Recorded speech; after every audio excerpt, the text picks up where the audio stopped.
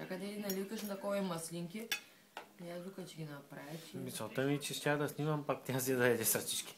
Аз ще нарежа. Буди свириската, майко. Той шкаф иде маслинки. Падно. Ще съм нарежа картофче, ще го снимаш. Хайде, мам, да будиш картофче. Те можем, защото ме гледа част с ръце и такова мли ги правя.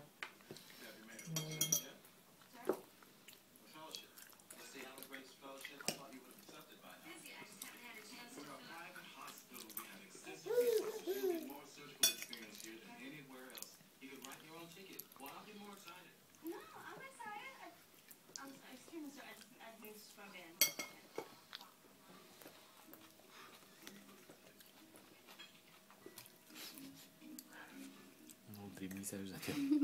Не, защото ме гледа част с ръце и такова маслинки, може би. Так виж, той с ножа Ще ги е. останат. Ей, мам, буди го с свиричката. Харесва ли ви си румънската вечеря? Да.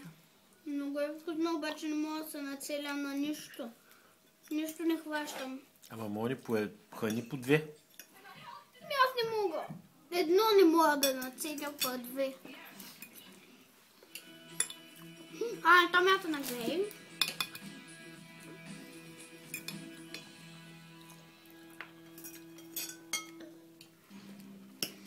Много са вкусни тази. Буди с свиричката. Буди свиричката.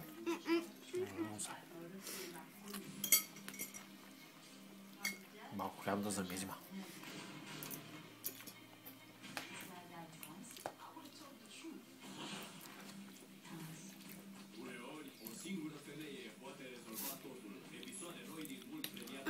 Русские. Румънските му. Причем на руски. Защо го оставим?